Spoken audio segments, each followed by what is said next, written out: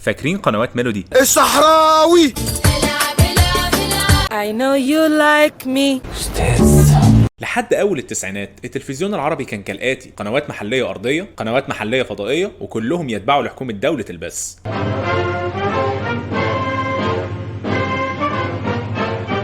بتفتح وقت معين من اليوم. من تلفزيون جمهورية مصر العربية نحييكم، ونبدأ الإرسال من القناة الثانية ليوم السبت 12 من أكتوبر عام 1991. وتقفل في وقت معين برضه. سادتي، ينتهي إرسال القناة الثانية لهذه الليلة. أول طريق لتغيير النظام ده ابتدى مع ظهور قنوات خاصة لأول مرة، يعني غير مملوكة للحكومات، زي قنوات MBC في 91 اللي جه بعدها ART في 93. انطلق إرسال شبكة راديو وتلفزيون العرب المعروفة باسم ART وأوربت في 94. أنتم تشاهدون القناة الإعلامية لشبكة أوربت. مع بعض القنوات المتفرقة في بقية الدول. التلفزيون وقتها ابتدى ياخد خطوات للتغيير فعلا، ولكنها مجرد بداية لتغيير أكبر بكتير هيحصل قدام. وبرغم الإمكانيات المادية المهولة اللي كانت بتتمتع بيها الشبكات الخاصة دي، فهي ما غيرتش شكل التلفزيون عن اللي ابتدينا بوصفه، خصوصا إن أغلب القنوات دي كانت مشفرة، يعني محتاجة اشتراك وما كانش رخيص. $59 فقط في الشهر. كلمة السر هنا القنوات المفتوحة، اللي هي أي حد عنده دش يقدر يوصل لها بدون مصاريف بدون اشتراك. فحتى بعد ظهور القنوات دي التلفزيون المفتوح فضل شكله تقريبا زي ما هو: قنوات تابعة للحكومات المحلية، محتوى محدود، ساعات تشغيل محدودة، وهو ده بس اللي موجود، بخلاف قناتين 3 تانيين على الأكثر. وما كانش في أي سبيل حقيقي إن أنت تعمل قناتك المستقلة بالسهولة اللي موجودة دلوقتي في وقتنا الحالي، لدرجة كانت بتدفع مشاريع القنوات الجديدة إنها تبقى مجرد فقرة في إحدى القنوات المحلية دي، زي قناة سبيس تون اللي ابتدت تشغيلها كفقرة طويلة على تلفزيون البحرين. شرحنا رحلتها بالتفصيل في فيديو فاكرين سبيس تون، ابقى شوفوا بعد ما تخلص. وفضل الوضع بالمنظر ده تقريبا التسعينات كلها، لحد ما حصل حاجه كده في 98 واللي اعادت هيكله شكل القنوات المفتوحه في العالم العربي لسنين جايه: اطلاق قمر النايلسات 101. Nilesat 101 weighs in at around 1840 kilograms launch mass for a Nilesat company of Egypt. النايلسات هو القمر الصناعي المصري، واول قمر صناعي خاص بدوله لوحدها في المنطقه كلها، اللي اتعمل بغرض تزويد المواطنين بالتلفزيون الفضائي بشكل موسع. allumage décollage.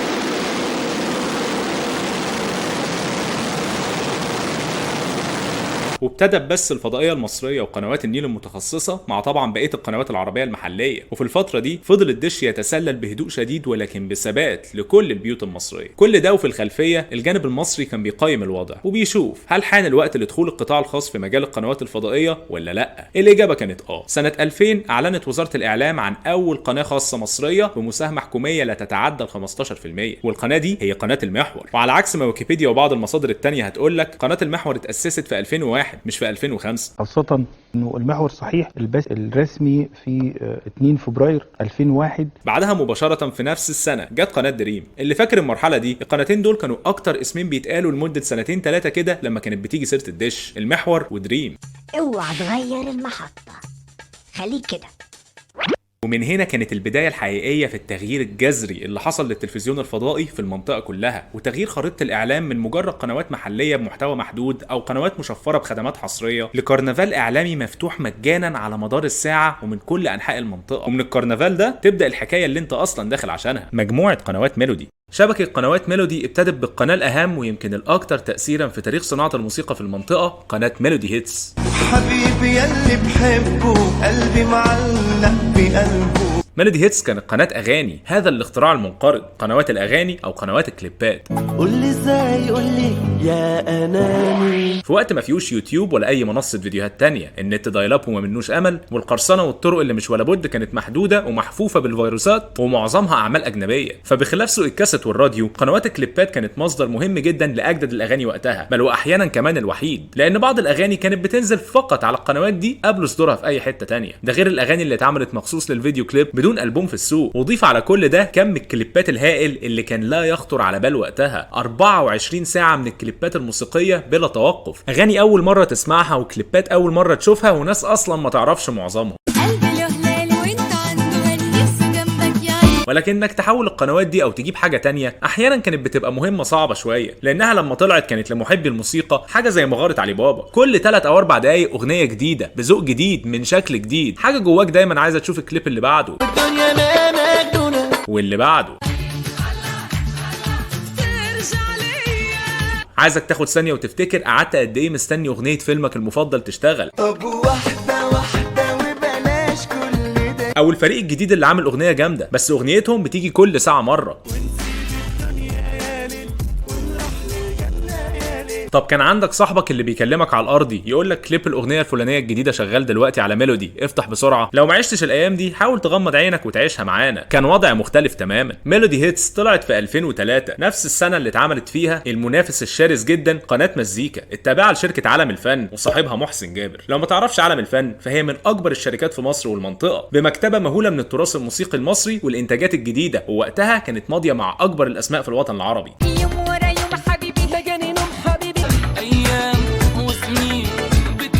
يعني مزيكا داخله السوق ومعاها مميزات ساحقه من الاول بمكتبه وفنانين جاهزين. يكفي ان عالم الفن وقتها كانت ماضيه مع عمرو دياب حصري، يعني كليباته كانت بتتعرض فقط على مزيكا. في اول سنه المزيكا البوم علم قلبي لعمرو دياب نزل، وزي ما قلت كان انتاج عالم الفن، وكليب انا عايش ومش عايش كان حصريا على قناه مزيكا. في اول ايام الكليب الناس كان ممكن تقعد ملزوقه قدام الشاشه لحد ما الكليب يجي. ده تقريبا وقت انا استحاله انساه وكليب محفور في ذاكرتي. بس مع منافس عنيف بالشكل ده ازاي اصلا ميلودي هيتس قدرت تقتنص المكانه دي وتبقى في راي ناس كتير قناه الاغاني الاهم في مرحله الفضائيات؟ القنوات دي كان صاحبها جمال مروان، وده مش اسم كده من الشارع بيجرب حظه، ده رجل اعمال معروف وابن الملياردير المصري اشرف مروان ومنى جمال عبد الناصر، رجل اعمال من عيله ليها وزنها وتتوقع من مشروعاته الجوده والميزانيه. يعني ميلودي مش داخله من الصفر، هي بس متاخره خطوه وعندها 100 طريقه تقلل الفجوه. بخلاف الفنانين الكبار اللي ميلودي بتشتري حقوق كليباتهم، المواهب الجديده كانت من اهم مميزات ميلودي هيتس، وبالاخص فتيات الكليبات.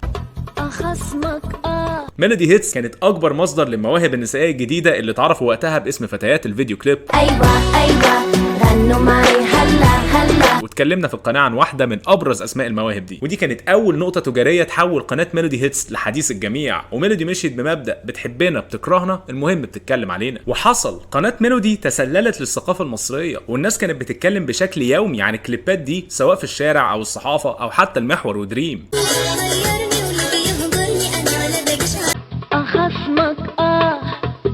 ما بين مؤيد وما بين معارض شعبيه القناه بقت في السماء. ميلودي هيتس كانت مكان لكل فنان محتمل في المنطقه، اللي هتحطه على القناه النهارده ممكن جدا يغير حياتك للابد لو نجح. المواهب الجديده والبنات الحلوه كانوا ركن مهم، ولكن في ركن اهم، الركن اللي غالبا فضل معاك سنين لحد النهارده وخلاك تخش على الفيديو ده من الاول، الدعايه. دعاية ميلودي مش مجرد اعلان حلو او حملة ناجحة، احنا شفنا كتير من دول. دعاية ميلودي كانت من نوع خاص وتفاصيلها ممكن تكون اعمق بكتير من اللي انت فاكره. ميلودي تتحدى الملل. ميلودي هنا حددت هدفها الدعائي، انها مش بس تبقى واجهة الترفيه على التلفزيون، دي متحدي الملل، مش مجرد الملل من الاغاني او الفن، لا الملل بحد ذاته كتجربة بشرية. ميلودي مش بس هتسليك، دي هتتصدى لاي حد يحاول يزهقك. فعندنا في اهم حملاتها الدعائية هتلاقي ميلودي مان، رجل مصري غاضب مترهل بلبس خارق اصفر من عالم ميلودي، بيصطاد الاشخاص المملة في المجتمع عشان ينتقم لنا منهم شر انتقام. انا مش عايز اسمعك بتقول نقط تاني. الموضوع انتقل من مجرد احنا القناه اللي هتسليك او احنا ملوك الترفيه لاحنا اعداء الملل. هنعمل حمله دعائيه ضد الملل، هنجيب لك رجل خارق يروح بايده يقضي على الملل، احنا ابعد حاجه في الدنيا عن الملل. اختيار الامثله في الاعلانات كان في حرص انه يطلع اكتر نماذج متكرره في المجتمع عشان تكون جزء من حياتك وتجاربك الشخصيه، تشوف نفسك في الاعلان. يعني بيقول لك مره واحد بخيل اتجوز واحده بخيله ما رضاش يخلفه. زي مثلا سواق التاكسي الابيض في اسود لما كان ياكل ودنك بنظريات مؤامره هو بس اللي عارفها، بس الدنيا جت عليه. مطار الانفاق بقى بيقول لك سعادتك ده مطار تحت الارض، واخد بالك، معمول لواحد من الناس المتريشين قوي. مش قادر اعد كام مره نزلت من مشواري قبل ما اوصل وخدتها مشي عشان بس اهرب من الراجل ده. عندك كمان الدروس الخصوصيه وهؤلاء الاوباش الوضيعه.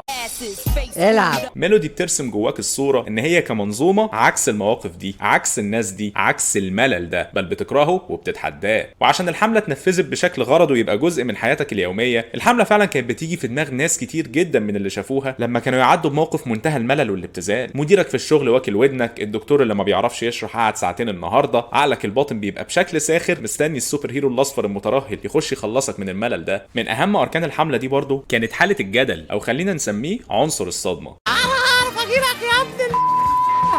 اللغة المستخدمة والملابس واللقطات وكل حاجة في الإعلانات دي خارجة عن المألوف بكل الطرق. دي حاجة في وقتنا دلوقتي مش مميزة على الإطلاق، بل كمان زهقنا منها، في وقت احنا بندور فيه عن المألوف عشان تعبنا من المحاولات المستميتة للاختلاف المقحم من الكل بحثا عن ترند أو شهرة أو هدف شخصي. المألوف بقى دلوقتي نعم.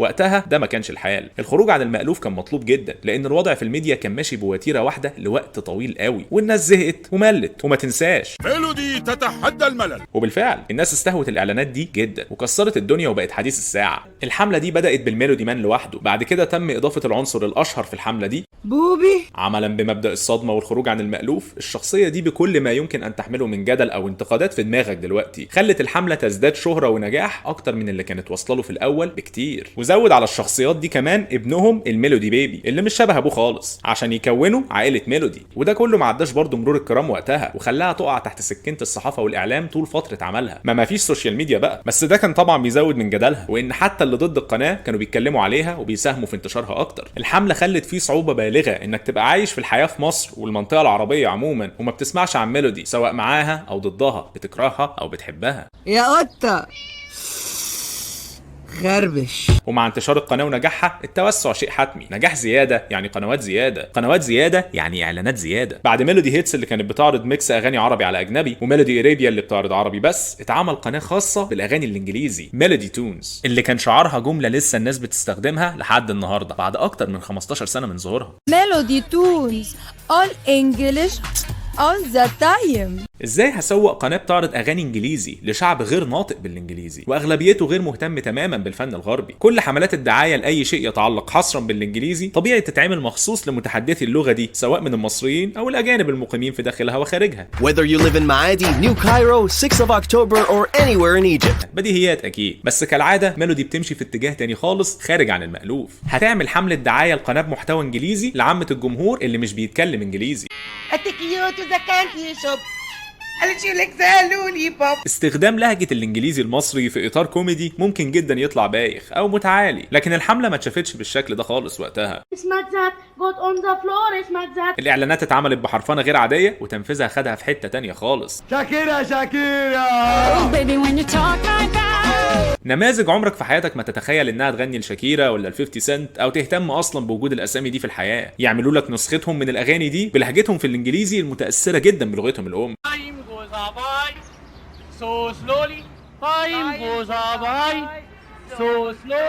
كانت فكرة جبارة وتنفيذ مبدع. الحملة دي ما كانش فيها نفس عناصر الجدل العنيف اللي شفناها في حملات ميلودي هيتس، وكانت معتمدة على نوع تاني من الهزار اهدى بكتير وجاب نتيجة غير طبيعية وخلت قنوات ميلودي تنجح اكتر. نجاح اكتر يعني قنوات اكتر، يعني ميلودي تريكس دي كانت قناة مسابقات. نوعية القنوات دي حوار تاني لوحده، هو عبارة عن مذيع او في اغلب الاحيان الحقيقة بتبقى مذيعة لاسباب واضحة للجميع واقفين على الشاشة بيزعقوا في الناس عشان تكلم نمرة تليفون معينة وتجاوب سؤال الحلقة على الهوا. عايزك توصل معايا من اي مكان في العالم. طلع الاختلافات الصعبة جدا بين الصورتين او قول لي مين بطل مسرحية الزعيم، وجائزة الحلقة $1,000,000 او عربية مرسيدس او الاتنين. الطريقة المتبعة في بث الحماس الاجوف والطاقة الايجابية المزعجة بتدي شعور زائف بالسرعة والحركة والترفيه. برنامج تسالي ترفيهي ثقافي، هنلعب ونتسلى مع بعض، رغم ان فعليا مفيش اي حاجة بتحصل.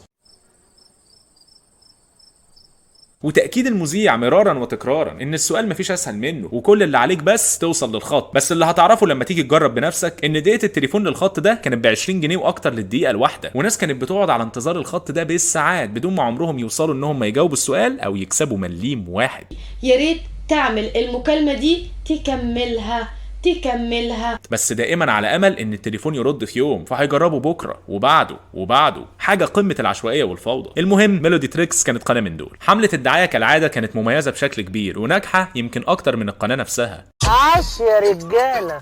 في حملات ميلودي كل كلمه مقصوده، كل كلمه محسوبه، ودي حاجه تستحق الاشاده من ناحيه صناعه الدعايه يعني. فمثلا في اعلانات ميلودي تريكس النقطه دي هتبان جدا. القناه كانت بتبيع للناس حلم الفلوس بمكالمه تليفون، حاجه ظاهريا مش هتكلفك كتير ومتاحه لكل الناس. واكتر ناس مهمين لقناه ميلودي تريكس هم اللي معهمش فلوس بس عندهم فراغ ووقت يضيعوه على التلفزيون، ولذلك الشعار ميلودي تريكس لو حياتك فاضيه املاها بفلوس. ده كمان يبان في النماذج اللي بيختاروها. هتلاقيهم جايبين نموذج شخص بمهنه ومواصفات بدون شك تخليه محتاج الفلوس دي وبيحلم بيها. عفة شهيد 18 سنه، ثانويه عامه، دسوقي سيد علي، امين مخزن 37 سنه، دولة محمدة 49 سنة، ربة منزل. كل النماذج دي حصل لهم حاجة مشابهة لما جاوبوا على سؤال البرنامج. وكسب فلوس كتيرة فشل، وكسبت فلوس كتيرة فحم، وكسب فلوس كتيرة كيك. الاشخاص اللي بيوصفوها دي قريبه جدا من شريحه لا يستهان بها تتفرج على الاعلانات دي، ناس بنفس المواصفات دي بس اشخاص حقيقيه مش كاريكاتيرات. فبرغم النكته ده ممكن يبقى دافع كافي يخلي الناس تتصل لمجرد ان هم شافوا نفسهم في عفة شاهين او دسوقي سيد علي او دولة محمد احمد. طبعا ابداعيا تنفيذ الحمله ما عليهوش غبار، ولكن نوعيه المسابقات دي اللي كانت في انتشار رهيب وقتها هو اللي عليه غبار. ولكن كانت لسه ميلودي بقوتها، وما دام فينا صحه نقوم بقى نعمل قناه جديده، ومن القناه الجديده دي تبدا اكبر وانجح حمله ليهم على الاطلاق. تهامي باشا اثر يا وديع. ميلودي افلام كان ليها حملتين، حمله اتفرج على مسؤوليتك ودي كانت على هيئه اعلانات قصيره، ميلودي افلام اتفرج على مسؤوليتك، وحمله وديع اللي خدت فورمات اطول. الحمله دي بقى من جمالها انا مش عارف ابدا منين، مواهب جديده متوظفه توظيف ما اتعملش في افلام كتير. دور تهامي باشا كان من اكتر الادوار العفويه اللي ممكن تشوفها. طب وانت بترقص مع الكلاب ليه؟ ودور وديع اللي قام بيه امجد عابد هو المكمل المطلوب للوصفه دي، في دور المساعد المتحمس المتملق اللي بيجي بالسيناريوهات لتهامي باشا. تهامي باشا انا النهارده معايا ملحمه. ففي كل اعلان وديع يجيب لتهامي باشا سكريبت الفيلم مشهور، قصه حب على سفينه تايتانيك، واسم الفيلم روكي، ويخرج له في المكتب نسخه متمصره باكتر شكل فوضوي ممكن تشوفه. هو عايزك يتقل. المشهد ده يا باشا عربيه مشبره جوه المركب، ادخلوا بسرعه. المشهد ده يا باشا عربيه مشبره جوه المركب. تهامي باشا ما يعجبوش الفيلم الاجنبي ويطلع له فيلم عربي من بتوعنا من الدرج عشان يتعمل بداله. طول عمرك موكوس، خد صور ده. وينزل الشعار افلام عربي الاجنبي. ميلودي دايما ليها طريقتها. الحمله دي زي باقي اعلانات ميلودي كان ليها طعم تاني بصوت عصام سيف في اداء الشعارات. في السنه اللي رمينا فيها الروكي انتجنا فيفا زلاطه، اتكلمنا عنه قبل كده وعن دوره في افلام ديزني بالمصري. نجاح الحمله دي عدى نجاح حمله ميلودي هيتس، وكمان اللازمات والافيهات اللي طلعت منها فضلت تستخدم في الشارع المصري بشكل يومي ويمكن كمان لحد النهارده. ايوه كده يا وديع، اخيرا فهمت يا وديع. الرجاله دي مش لابسه بنطلوناتها ليه يا وديع؟ هتموتوا الصاروخ ليه؟ ده يبقى فيلم زباله. كل حاجه في الاعلانات دي كانت فوق الوصف، التصوير والاخراج والديالوج كله واخد شكل كوميدي سينمائي تحب تتفرج عليه كعمل مستقل مش مجرد اعلان. ده كله خلى شركه ميلودي تنتج فيلم سينمائي من بابه عن الشخصيتين دول وديع وتهامي، وده كان فيلم انا بضيع يا وديع. ما نجحش بس تجربه فريده جدا من نوعها. اخر حمله ودي اللي في رايي اكتر حمله اتحط فيها مجهود على الاطلاق كانت حمله ميلودي دراما، او خلينا نقول حملتين ميلودي دراما. في الوقت ده ميلودي كان بقالها كتير قوي تحت الهجوم بسبب اعلاناتها، وكانت السوشيال ميديا انتشرت وقتها فالهجوم زاد اكتر. فميلودي هنا كان ليها طريقه للرد الساخر على الهجوم ده، وهي انها تعمل حمله اسمها ميلودي تتحدى قله الادب. ميلودي تتحدى قله الادب. الحمله دي خدت اسلوب معقد وبصراحه مدهش. فانت عندك حمله ميلودي تتحدى قله الادب نفسها، ودي بتتعرض حصريا على قناه ميلودي دراما الجديده. النهارده درسنا عن الاخلاق. الاعلانات دي بقى كانت معموله بشكل غريب جدا، طبعا بيضحك بس فيها حاجات كتير قوي مش مفهومه او عشوائيه. دي الوصول. فعشان تفهم اللي حصل او الاعلان ده اتعمل كده ليه، لازم تشوف بقيه قنوات ميلودي اللي بيتذاع عليها سلسله اعلانات على هيئه حلقات قصيره اسمها الحقيقه المره، بتكلمك عن كواليس حمله ميلودي تتحدى قله الادب، مش الكواليس الحقيقيه بس المسلسل بتدور احداثه في الكواليس بشكل درامي كوميدي. عشان كده شعارها كان ميلودي عندنا دراما غير اي دراما. بالطريقه دي يبقى دخلوك في دايره ما بتنتهيش من مشاهده قنوات ميلودي. عايز تشوف الحمله افتح ميلودي دراما، عايز تفهم الحمله افتح بقيه قنوات ميلودي، وكل اسبوع في حلقه جديده من الحملتين عشان تدخل في لوب من صنع قناه ميلودي يخليك تقلب بين قنواتهم طول اليوم. الجدير بالذكر ان حمله ميلودي تتحدى قله الادب حملتها الموازيه بقى وهي الحقيقه المره كانت مليانه قله ادب. بقالي اكتر من 8 ساعات قاعد هنا يا اولادي، خلصونا بقى. بس كل اللي اتكلمنا عليه ده ما ينفعش تماما نغفل سلبياته اللي ممكن تكون في بعض الاحيان سلبيات عنيفه وكارثيه. في اصعب اوقات ظاهره التحرش في مصر، الحمله كانت سبب في ظهور طرق ومعاكسات جديده استغلها كتير من الاشكال دي في الشارع. اكيد مامي نحله عشان تجيب العسل ده كله. اوبا ده انا هشهرك، انت هتبقي نجمه الموسم وكل موسم. واعتقد بنات كتير من اللي هيشوفوا الفيديو ده وعاشوا في وقت ميلودي ممكن يفتكروا الافيهات دي بس بذكريات ما بتضحكش خالص. ده غير ان المواهب اللي طلعت على القناه دي ما كانتش دايما فعلا مواهب حقيقيه. كميه الكليبات اللي ظهرت وما سمعناش عن صحابها تاني اعتقد ما تتعدش. ولكن لكل شيء نهايه، بحلوه وبمره. مع صعود السوشيال ميديا ويوتيوب وخدمات الاستريمينج والانترنت الحديث عامه، القنوات الفضائيه قوتها ضعفت وقنوات الاغاني بقى قوتها تلاشت. وده ادى ان مجموعه قنوات ميلودي تقفل واحده ورا الثانيه لحد ما وجودها على الساحه ينعدم بالشكل اللي نعرفه. تعرفه، برغم تعقيدها الشديد وتفاصيلها المتناقضه وتاثيرها الواسع وسلبياتها المحتمله. قنوات ميلودي هي جزء لا يتجزأ من ذكرياتنا في اوائل الالفينات، ومرحله لا يمكن تجاهلها ولازم الكلام عنها، خصوصا لو شغلتنا نفكرك بكل الذكريات اللي ممكن ترجعك للايام الحلوه ولو شويه. لو عجبك المحتوى وعايز تفتكر حاجات تانية شوف الفيديوهات القديمه، وما تنساش تشترك في القناه، الذكريات ما بتخلصش واللي جاي احلى. اراكم على خير.